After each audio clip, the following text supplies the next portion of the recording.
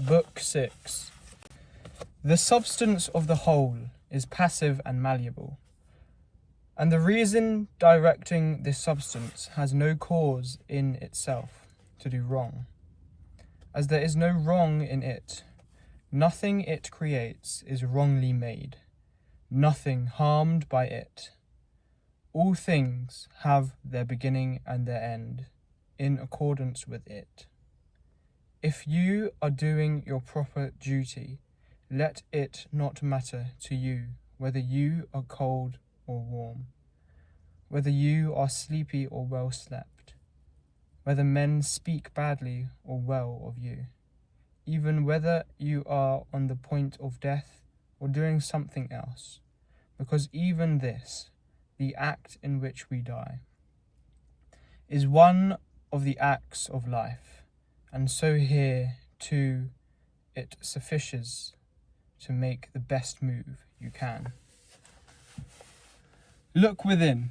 Do not allow the special quality or worth of anything to pass you by. All that exists will soon change. Either it will be turned into vapor, if all matter is a unity, or it will be scattered in atoms. The governing reason knows its own disposition, what it creates and what is the material for its creation. The best revenge is not to be like your enemy. Let one thing be your joy and comfort, to move on from social act to social act, with your mind on God. The directing mind is that which wakes itself, adapts itself, makes itself of whatever nature it wishes, and makes all that happens to it appear in the way it wants. All things have their accomplishment in accordance with the nature of the whole. It could not be in accordance with any other nature, either enclosing from without or enclosed within, or any external influence, either a stew, an intricate web, a dispersal into atoms, or unity, order, and providence. Now is the former. Why do I even wish to spend my time in a world compounded at random, and in like confusion? Why have any concern other than somehow, sometime, to become earth unto earth? And why actually am I troubled? Dispersal will come on me, whatever I do, but if the latter is true, I revere it. I stand firm.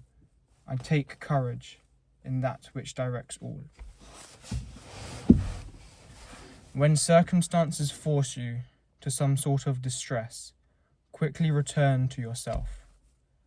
Do not stay out of rhythm for longer than you must. You will master the harmony the more by constantly going back to it. If you had a stepmother and a mother at the same time, you would pay attention to your stepmother, but nevertheless, your constant recourse would be to your mother. That is now how it is with the court and philosophy. So return to philosophy again and again, and take your comfort in her. She will make the other life seem bearable to you, and you bearable in it. How good it is when you have roast meat or such like foods before you, to impress on your mind that this is the dead body of a fish, this the dead body of a bird or pig, and again that the Falernian wine is the mere juice of grapes, and your purple-edged robe simply the hair of a sheep soaked in shellfish blood, and in sexual intercourse that is no more than the fiction of a membrane and a spurt of a mucus ejected. How good these perceptions are at getting to the heart of the real thing, and the penetrating through it, so you can see it for what it is.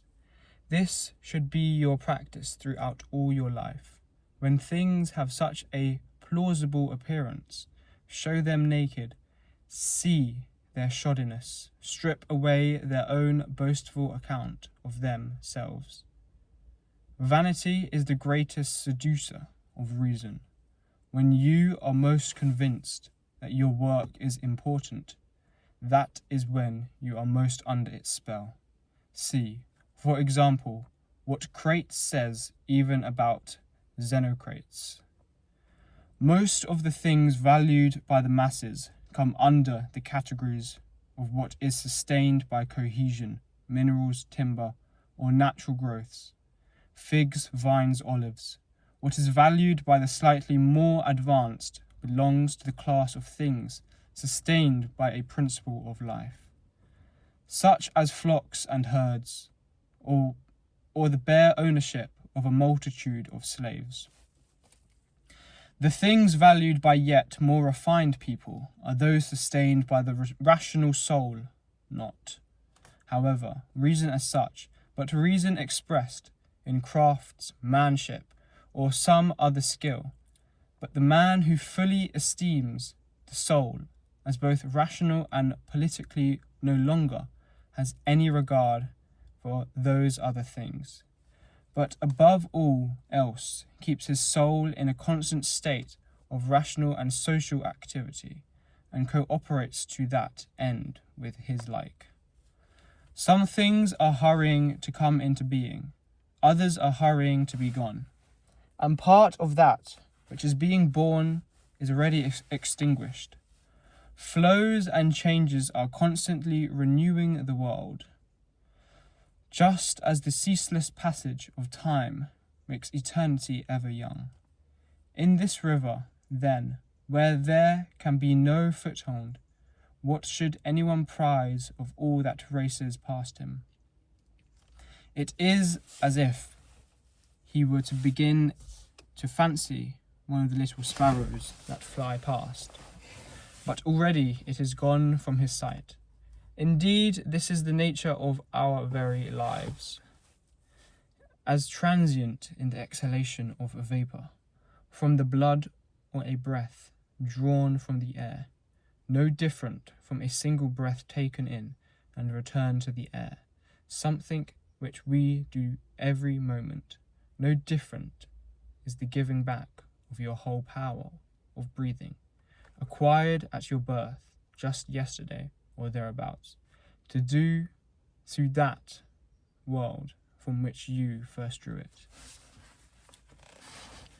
There is nothing to value in transpiring like plants or breathing like cattle and wild creatures, nothing in taking the stamp of sense impressions or jerking to the puppet strings of impulse, nothing in herding together or taking food. This last is no better than voiding the wastes of the food. What, then, is to be valued? Applause? No. Not therefore the applause of tongues either. And the praise of the masses is the mere rattle of tongues. So you have jettisoned trivial glory too. What remains to be valued, to my mind, it is to act or refrain from action according to our own proper constitution. Something to which skills and crafts show their way. Every craft seeks to make its product suit the purpose for which it is produced. This is the aim of the gardener, the vine dresser, the breaker of horses, the dog trainer. And what is the end to which the training of children and their teaching strives? So this is the true value, and if this is firmly held, you will not be set on acquiring any of the other things for yourself. Will you not then cease to value much else besides? Otherwise you will not be free or self-sufficient or devoid of passion. You will not be envious and jealous. To suspect those who have the power to deprive you of these things, and to intrigue against people who possess what you value, In short, anyone who feels the need of any of these things is necessarily sullied, and what is more, he will often be driven to blame the gods too. But reverence of your own mind and the value you give it will make you acceptable to yourself, in harmony with your fellows and consonant with the gods. This is praising all that they assign and have disposed. Up, down, round, and round are the motions of the elements, but the movement of active virtue follows none of these. It is something more divine, and it journeys on to success along a path hard to understand. What a way to behave! They refuse to speak well of people who live as their contemporaries and in their company, but they set great store by their own good name among future generations, which they have never seen nor ever will see. Yet this is brother to feeling vexed that your predecessors were not singing your praises.